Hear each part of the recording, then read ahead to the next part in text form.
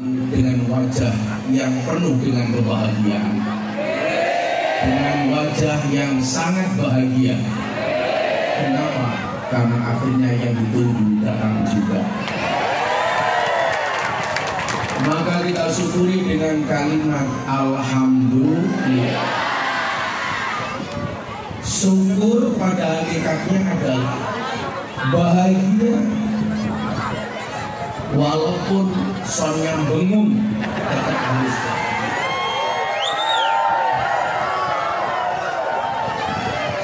Asyukru bilisan, syukur dengan menggunakan lisan kita harus disertai dengan asyukru bil qalbi, syukur dengan menggunakan hati. Kalau kalimat asyukru bil lisan menuntut kita untuk mengucap kalimat hamdalah, sementara asyukru bil qalbi, hati kita harus bahagia dan sumringah. Maka saya pikir daripada kawan-kawan Banjar capek, gak usah berdiri, duduk saja gak apa-apa. Banjar harus duduk saja gak apa-apa.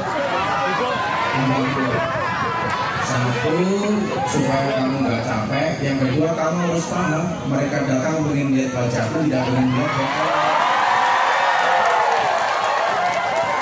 pengamalan bahasa.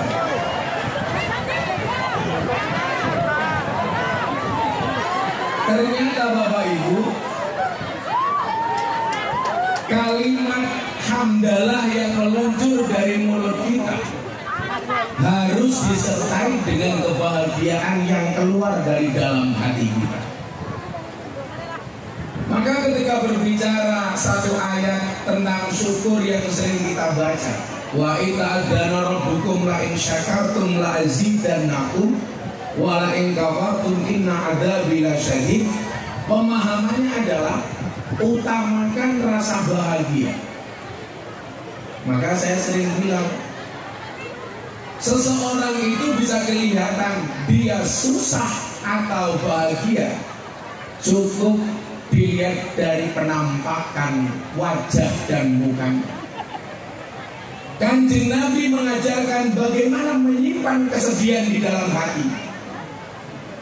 Ketika beliau susah, beliau diam. Tapi ketika beliau bahagia, beliau sampaikan.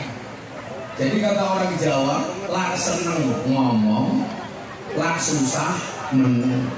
Kebalikan dengan orang rimbo bujang, kalau seneng diam, susah ngomong. Kalau Kanjeng Nabi seneng ngomong, susah diam. Karena apa? Wa amma bi nikmati rabbika fahaddits. Dan adapun ketika menerima nikmat dari Tuhanmu, berikanlah kabar gembira. Maka kegembiraan siang hari ini akan lebih bermakna tatkala ada kebaikan yang ada di dalamnya. Dan saya meyakini salah satu tempat terbaik adalah majelis ilmu, karena itu merupakan bagian dari taman surganya Allah Subhanahu wa Ta'ala. Maka Bapak Ibu, kalau Anda tidak haji atau umrah, insya Allah mohon doanya. Saya itu setiap tahun ditakdir oleh Allah bisa berangkat haji dengan jalan yang tidak pernah disangka. Maka saya doakan Bapak Ibu warga masyarakat Jambi, mudah-mudahan segera dipanggil oleh Allah.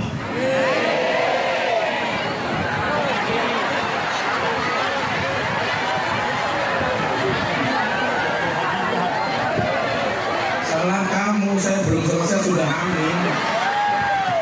Semoga segera dipanggil oleh Allah untuk ziarah Makkah Madinah. Tahun ini saya rencana memberangkatkan haji 5 orang. Haji khusus, haji furodah. Bapak ibu saya, bapak ibu mertua saya, kemudian istri saya. Tahun kemarin istri saya haji, tapi haji nazar karena sembuh dari kanker. Tahun ini saya berangkatkan lagi. Saya daftar 5 orang untuk bapak ibu mertua dan istri saya. Ternyata apa? Allah begitu baik, mengganjar semuanya dengan kebaikan yang nyata. Saya ditelepon oleh sahabat saya, Mas Raffi Ahmad. Dia telepon begini, Gus, saya itu pengen berangkat haji. Kalau saya berangkat haji, saya sudah punya janji. Saya pengen berangkat haji bersama Gus Miftah. Saya mau berangkat haji bersama Nagita Slavina, bersama ibu-ibu saya pengen berangkat haji. Itulah bedanya Gus Miftah sama Kiai Kamaluddin. Kalau Gus Miftah jelas kiainya artis. Makanya lumrah kalau bergaulnya dengan para selebritis. Akhirnya saya berangkat haji mendampingi bapak ibu saya. Haji saya dibayari sama Raffi Ahmad. Saya berangkat tanggal 20 Delalah. Yang ngajak saya haji Mas Raffi Ahmad sama Nagita, visanya nggak keluar. Jadi yang diajak berangkat, yang ngajak malah nggak berangkat. Itu yang disebut apa? Haji itu adalah panggilan. Panggilan Allah. Dan konsepnya apa?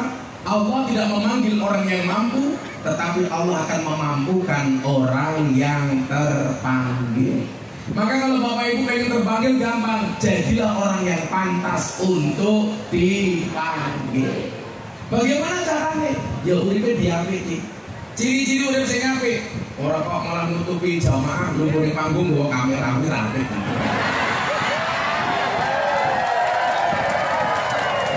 Ciri-ciri panitia yang tidak baik, ada kiai datang nggak dikasih kopi, itu tidak baik.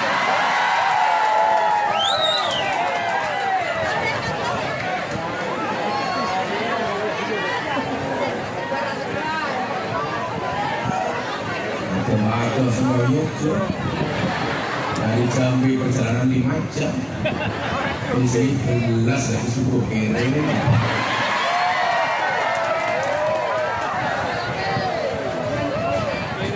Haus. Tadi semalam saya nggak bisa tidur Bapak Ibu. Rencana saya mau tidur di mobil. Ternyata begitu saya terlentang di mobil, ya gelundung kanan kiri. Tak pikir karena apa? Ternyata jalannya yang bergelombang. Bapak Ibu yang saya muliakan, akhirnya datang juga.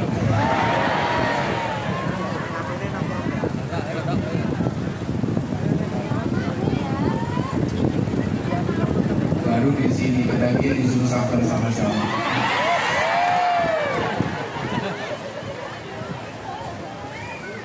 Ya lah kesulitan dicari apa?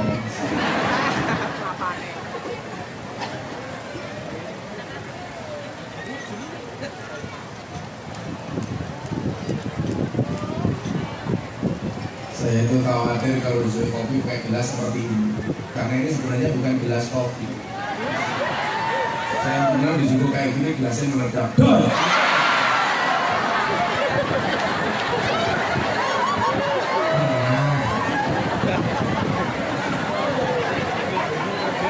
Waduh, semua itu bukan cowi.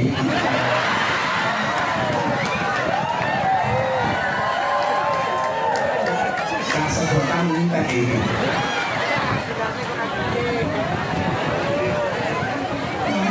Bukan kalau dasmu tidak.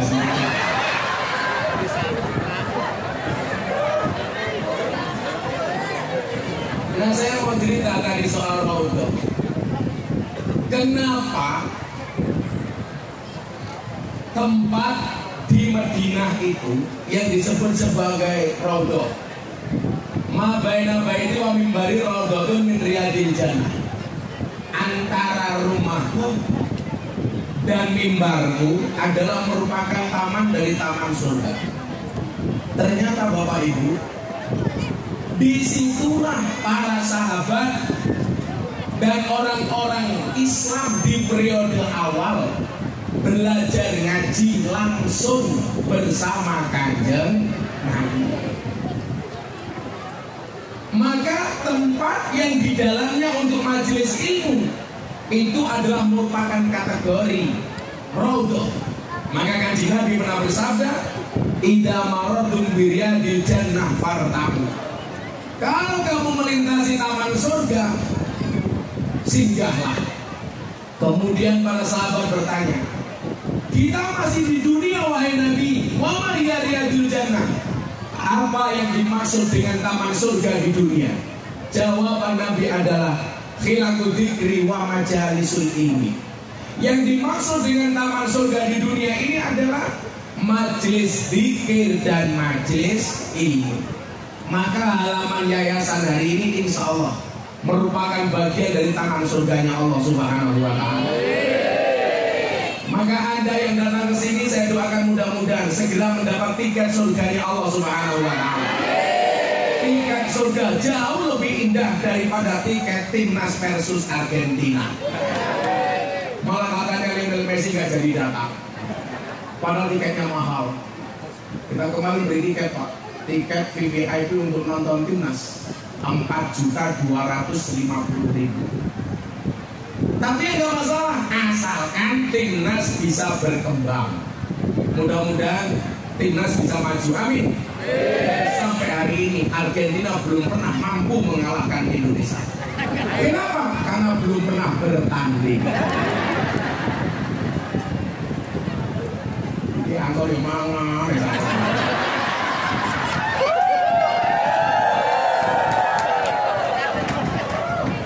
Ngaji urusan kini, angkor urusan puntu. Maka Bapak Ibu yang saya muliakan, hendaknya apa? Kita bersemangat meneguhkan hati untuk senantiasa hadir di majelis ilmu. Semakin banyak majelis ilmu yang kita datangi, berarti semakin besar kita ketemu dengan Raudhah. Semakin sering kita ketemu dengan Raudhah, itu tanda-tanda kita akan mendapatkan surganya Allah Subhanahu wa Ta'ala. Amin Allahumma. Apalagi ini saya lihat wajah-wajah yang ikhlas, duduk apa adanya, nggak pakai filter, tapi wajahnya bahagia. Jelas ketemu dengan kiai idola. Makanya mbak-mbak yang pakai serban ini apa? Baru ini sudah. Saya doakan mudah-mudahan suamimu bisa kiai. Amin. Pakai belangkon, rambutnya gondrong. Amin.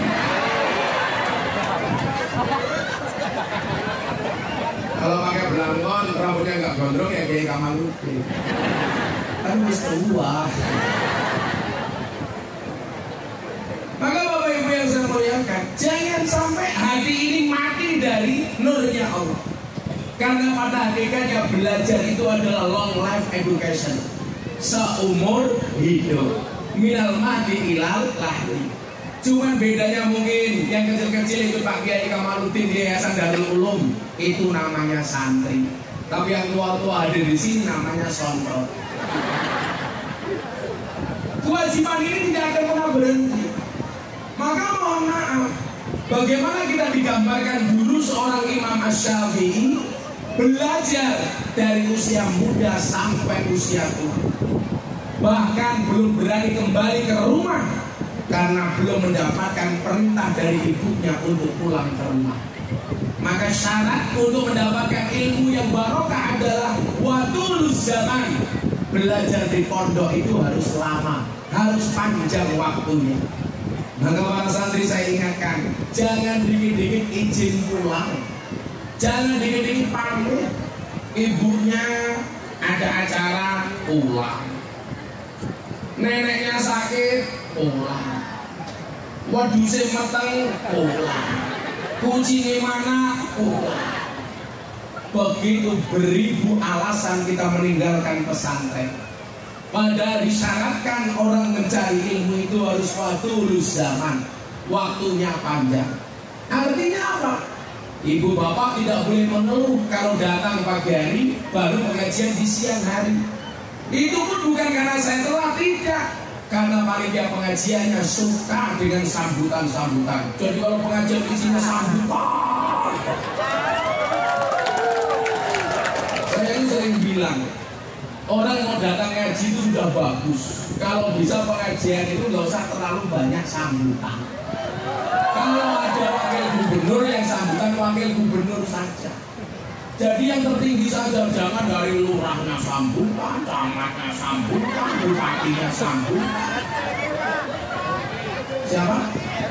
RT-nya sambutan. Ini acaranya pengajian, bukan parade sambutan. Betul?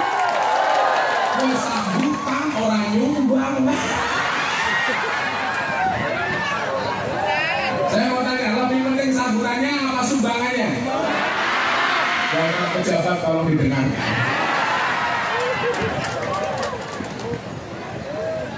Maksud saya begini loh, kita tuh kan pengajian nggak cuma sekali dua kali, betul? Berkali-kali bahkan tiap hari. Semangat orang ngaji ini harus dijaga. Maka pengajian dibuat simpel saja. Kalau ada tuan rumah, sambutan cukup tuan rumah, aparat tertinggi. Kalau hari ini ada wakil bupati, pak wakil bupati saja. Pengajian sudah selesai. Gak usah terlalu banyak. Bapak Ibu yang saya muliakan, karena apa? Hari ini kita mau lihat bagaimana di medsos itu orang perang antara kebaikan dan keburukan. Artinya apa? Kebaikan itu harus dikemas secara menarik. Coba kalau Anda lihat TikTok hari ini. Saya lihat TikTok.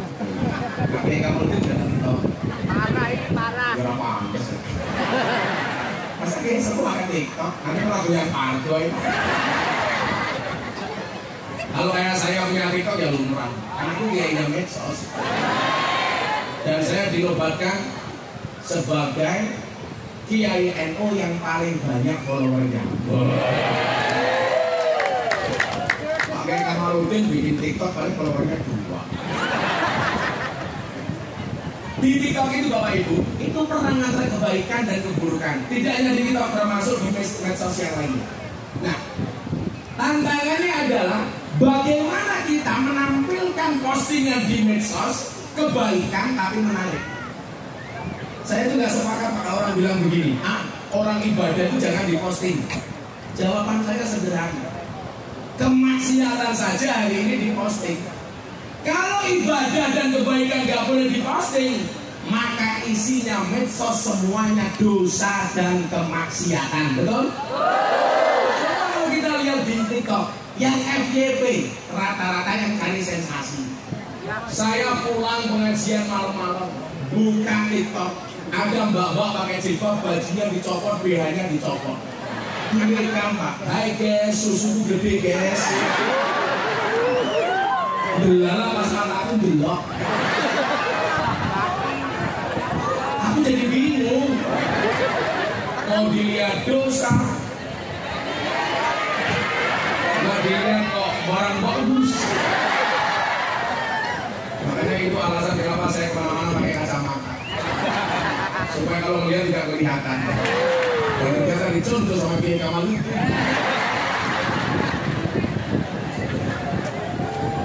Kalau orang baik gak berani posting, maka isinya kemaksiatan. Saya dulu ditanya sama Rami Ahmad, Gus, boleh nggak orang sedekah itu diposting? Oh boleh. Nanti kalau ada orang bilang pamer bagaimana? Nanti dulu. Coba kita lihat kaidahnya Imam Al-Ghazali. Imam Al-Ghazali mengatakan apa? Sesuatu yang ditampakkan itu belum tentu pamer selama dia bisa menjaga niat dan hatinya. Jadi kalau Anda sedekah di posting, niatnya apa? Syiar. Supaya apa?